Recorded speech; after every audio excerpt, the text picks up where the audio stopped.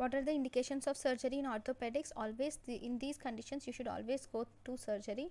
That is pelvic fracture, vascular injury, compartment syndrome, and septic arthritis. So in all these conditions we should always go to surgery. Okay, then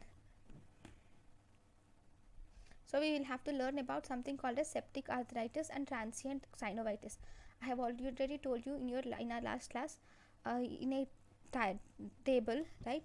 So if you see septic arthritis and transient synovitis, these both are very important thing.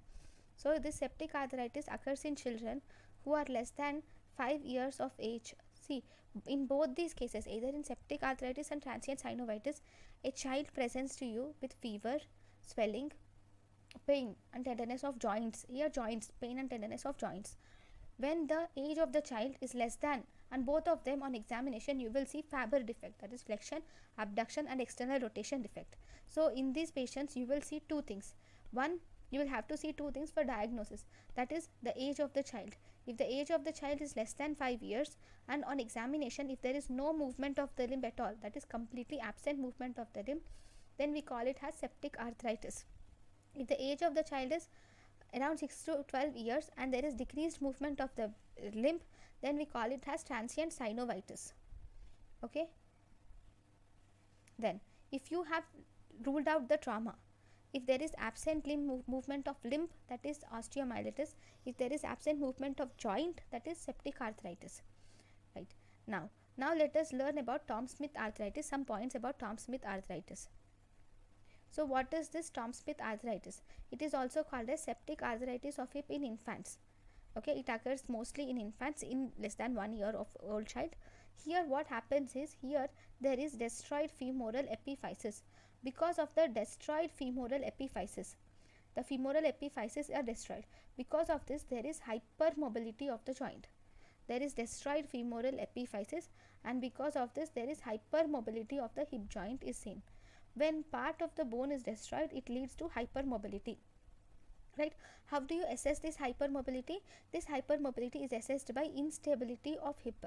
Because when you ask the baby to stand, when you try to make the baby stand, then there will be instability seen in the hip. That is called as hypermobility, is tested by instability of hip. Then if this hypermobility is a sequence of initial infection that is destroying the joint. Okay, because initially there is absent movement. So this is about Thorne-Smith arthritis. There is septic arthritis or infection of the hip joint. Because of that, the femoral epicondyles epiphyses are destroyed, and as a result there is hypermobility of hip joint. Okay, so this is about Thorne-Smith arthritis. The next thing, if you see here, is mycetoma or Madura foot. So what is this mycetoma or Madura foot? This is the picture of Madura foot. Here in mycetoma or Madura foot, it has many discharging sinuses.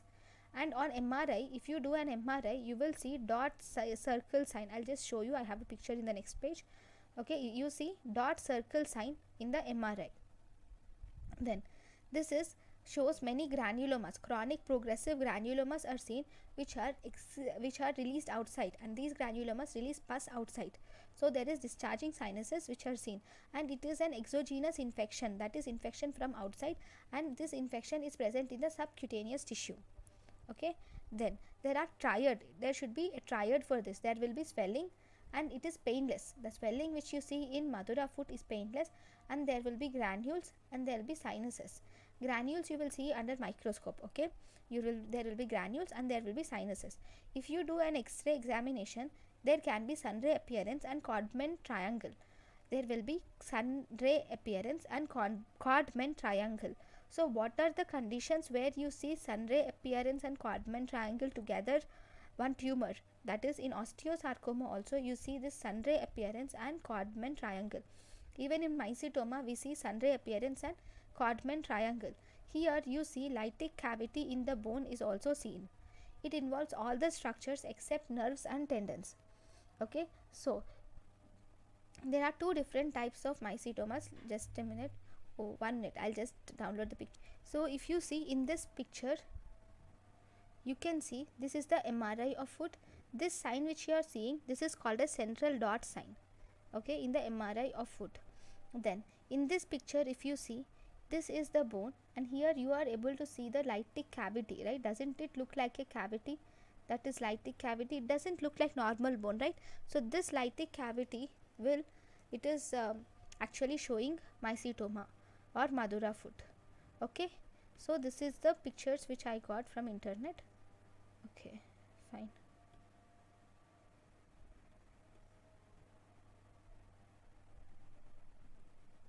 Then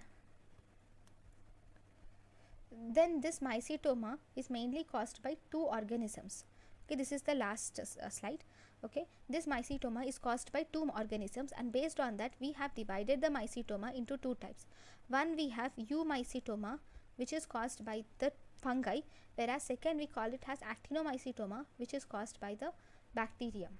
Okay, if you see the eumycetoma here, this is well capsulated and it with clear margins. This eumycetoma looks well capsulated with clear margins, whereas actinomycetoma looks diffuse without any clear margins. In eumycetoma you see very few sinuses. In actinomycetoma you see many sinuses. In eumycetoma you see different colors of grains are seen. Mostly you will see white or black grains. Even in actinomycetoma you see different colors of grains, but you will not see black grains. In eumycetoma it is slowly progressive, but in actinomycetoma it is inflammatory and it is rapid progression. See, actinomycetoma is very difficult thing to treat. It is rapidly progressing, it has many sinuses, it is diffuse without clear margins. Okay, eumycetoma, the invasion of bone is rapid. Invasion of bone is rapid in actinomycetoma, and bone invasion is slow in eumycetoma. Okay, in actinomycetoma the cavities are many and they are smaller in size. The cavities are small and they are larger in size in eumycetoma. In eumycetoma cavities are small and larger in size, whereas actinomycetoma the cavities are many and they are smaller in size. Now, what is the drug of choice of eumycetoma? Drug of choice is ketoconazole, and itraconazole is the drug of choice for eumycetoma. Ketoconazole and itraconazole is the drug of choice for eumycetoma. In actinomycetes we have dapsone with streptomycin. In actinomycetoma we have dapsone with streptomycin, and then we have to do rifampicin, or we can use sulfadoxine, pyrimethamine. You can also use amikacin plus cotrimoxazole. So these are the different things which you can use. So in eumycetoma even partial cure is based on medical therapy. On medical therapy you have partial cure in eumycetoma. In actinomycetoma medical therapy is mostly useful. Okay, so these are some differences of eumycetoma and actinomycetoma. See, in eumycetoma everything is more, whereas actinomycetoma everything is less. You can remember like that. Okay, so this is about the infections, that is actinomadura of foot. So thank you guys for watching my lecture. In the next class we will learn about TB of leg. Thank you. TB of bone. Thank you for watching my lecture. Thank you.